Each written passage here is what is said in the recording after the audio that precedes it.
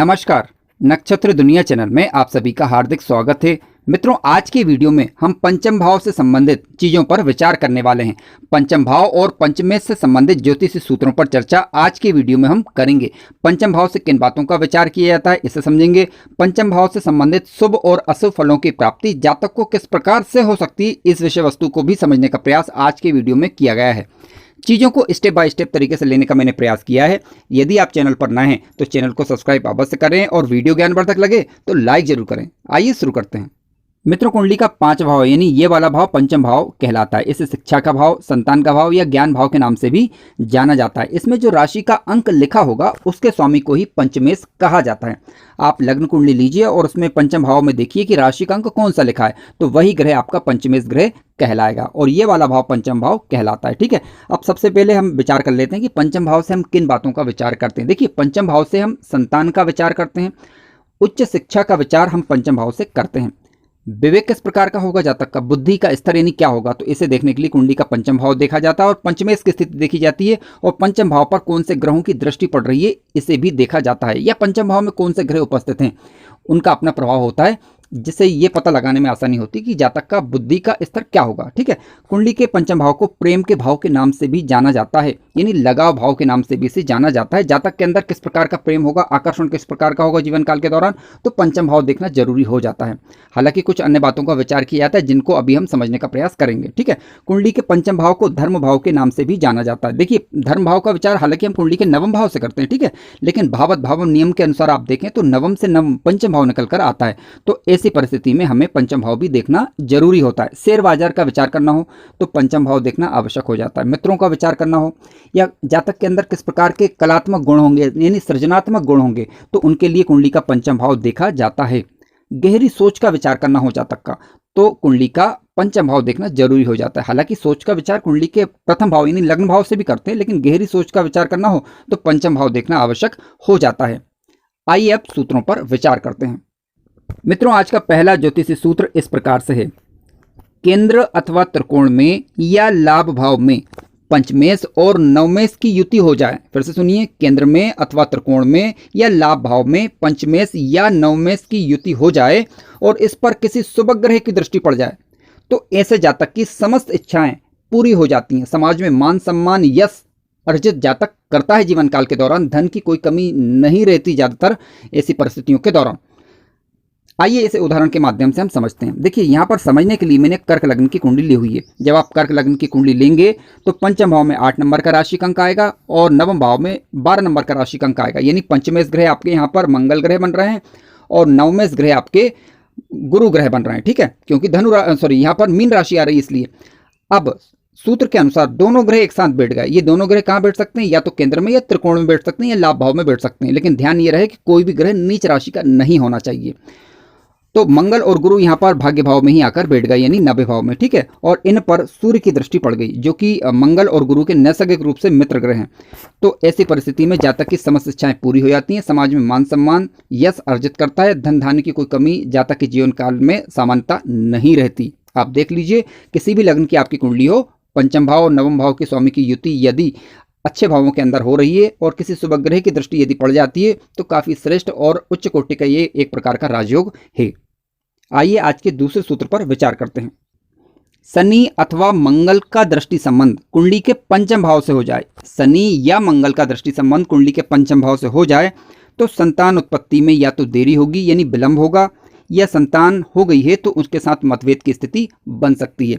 यानी इसका मतलब ये नहीं कि संतान नहीं होगी, संतान उत्पत्ति में देरी हो सकती है या मतभेद की स्थिति बन सकती है, यानी दोनों में से कोई भी स्थिति बन सकती है।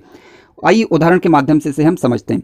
देखिए, किसी भी लग्न की आपकी कुंडली हो सकती है। अब यहाँ पर शनि ग्रह यदि कुंडली के तीसरे भाव में बैठ जाएं तो अपनी तीसरी दृष्टि से कुंडली के पंचम भाव को वो देख सकते हैं। इसके अलावा शनि ग्रह मान लीजिए कुंडली के 11वें भाव में बैठे हों तो अपनी सप्तम दृष्टि से पंचम भाव को वो देख पाएंगे।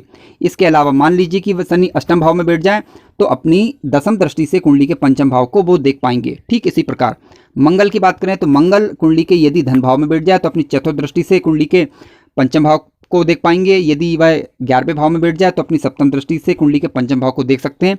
यदि मंगल दसम भाव में भी हो तो अपनी अष्टम दृष्टि से कुंडली के पंचम भाव को देख सकते हैं। ये एक स्थिति हुई, ठीक है। हालांकि जब हम कुंडली का विश्लेषण करते हैं तब हमें शुभ ग्रहों का प्रभाव देखना होगा, पंचमेश की स्थिति भी चेक करनी होगी। मित्रों, तीसरा ज्योतिषीय सूत्र इस प्रकार से है, पंचम भाव शुभ ग्रहों के प्रभाव में हो और पंचम भाव में बुध हो अथवा बुध ग्रह की दृष्टि पंचम भाव पर पड़ रही हो, इसके साथ ही पंचमेश ग्रह केंद्र अथवा त्रिकोण या लाभ भाव में हो, तो ऐसा जातक अच्छा गणितज्ञ, तर्क शक्ति वाला, सृजनात्मक और कलात्मक होता है।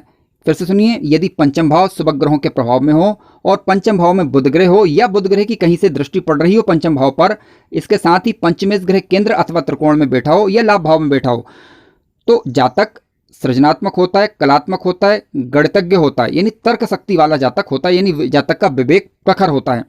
उदाहरण के लिए मैंने यहाँ पर एक मेष लग्न की कुंडली ली हुई है। आप यहाँ पर देख सकते हैं कि पंचम भाव में 5 नंबर का राशि कंकारा है, यानी पंचमेश ग्रह सूर्य ग्रह हुए। अब सूर्य ग्रह अच्छे भाव में यानी त्रिकोण भाव में नवम भाव में आकर बैठ गए, ठीक है, इनकी स्थिति यानी अच्छी हो गई। बुध ग्रह कुंडली के पंचम भाव में बैठे हुए हैं, तो ऐसा जातक अब तर्क शक्ति वाला होगा, बुद्धि तीव्र होगी ऐसे जातक की, यानी विवेक से संबंधित जितने भी कार्य हैं प्रॉपर ढंग से जातक ऐसा कर पाएगा, मैनेजमेंट का गुण जातक के अंदर पाया जाएगा। अब बुध ग्रह या तो पंचम भाव में बैठ सकते हैं या लाभ भाव में बैठकर अपनी सप्तम दृष्टि से पंचम भाव को देख सकते हैं। दोनों में से कोई सी स्थिति यहाँ पर निर्मित हो सकती है। अब ध्यान रखें, यहाँ पर किसी भी लग्न की आपकी कुंडली हो सकती है। देख लीजिए कि आपका पंचमेश ग्रह कौन सा बन रहा है और वह कहाँ पर बैठे हुए हैं। इसके अलावा बुध ग्रह की स्थिति क्या है, ध्यान रखें कि कोई भी ग्रह नीच राशि का नहीं होना चाहिए। आइए आज के चौथे ज्योतिषी सूत्र पर विचार करते हैं।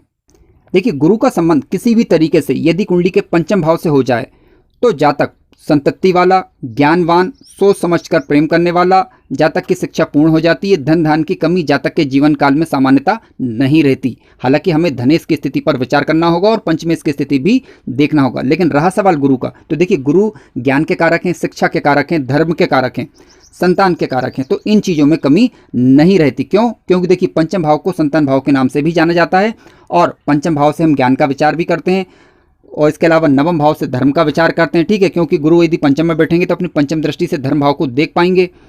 इसके अलावा गुरु धन के कारक भी हैं, तो इनकी कमी जीवन काल में नहीं रहती। केवल गुरु की नीच दृष्टि पंचम भाव पर ना हो, इसे हमें ध्यान रखना होगा।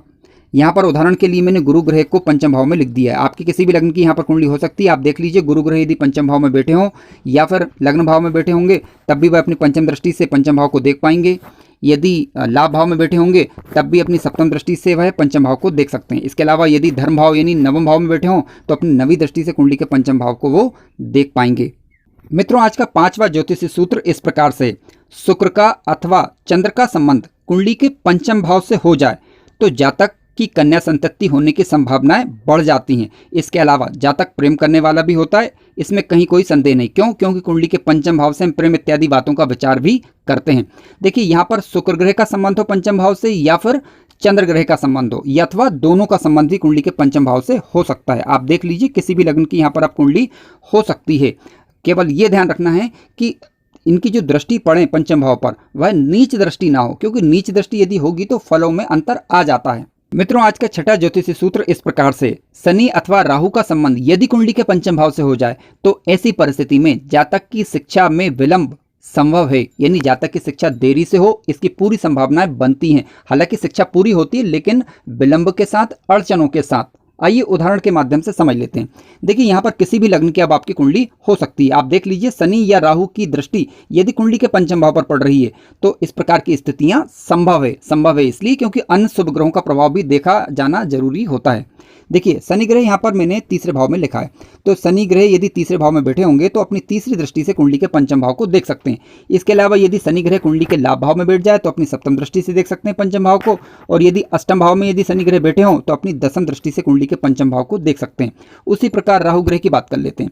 राहु ग्रह मान लीजिए लग्न में बैठ जाए तो अपनी पंचम दृष्टि से कुंडली के पंचम भाव को देख पाएंगे, या लाभ भाव में बैठ जाए तो अपनी सप्तम दृष्टि से कुंडली के पंचम भाव को देख सकते हैं। उसी प्रकार राहु यदि नवम भाव में बैठ जाए तो अपनी नवी दृष्टि से कुंडली के पंचम भाव को देख सकते हैं। आइए पंचम भाव से संबंधित 7वें ज्योतिषीय सूत्र पर विचार करते हैं। मित्रों, सूर्य का संबंध यदि पंचम भाव से हो जाए, फिर से सुनिए, सूर्य का संबंध यदि कुंडली के पंचम भाव से हो जाए तो ऐसा जातक समाज में उच्च कोटि का मान सम्मान अर्जित करता है। जातक विवेक पूर्वक निर्णय करने वाला होता है, धन धान से परिपूर्ण होता है। हालांकि जातक का जातक का संतान के साथ थोड़ा सा मतभेद हो सकता है, इसकी संभावनाएं बनती हैं। आइए उदाहरण के माध्यम से हम समझ लेते हैं। देखिए यहाँ पर मैंने एक केवल कुंडली ली हुई है, लग्न कुंडली, ठीक है। आप देख लीजिए सूर्य ग्रह या तो कुंडली के पंचम भाव में बैठे हुए होंगे, या फिर पंचम भाव में ना हो तो 11वें भाव में बैठे हुए हों, तो अपनी सप्तम दृष्टि से वह कुंडली के पंचम भाव को देख सकते हैं, तब इस प्रकार की स्थितियां निर्मित होती हैं। हालांकि एक बात का विचार करना जरूरी होगा कि सूर्य नीच राशि के होकर कम से कम ना बैठे हुए हों। मित्रों, वीडियो ज्ञानवर्धक लगा हो तो लाइक जरूर करें और चैनल पर नए हो तो सब्सक्राइब भी कर लें। धन्यवाद।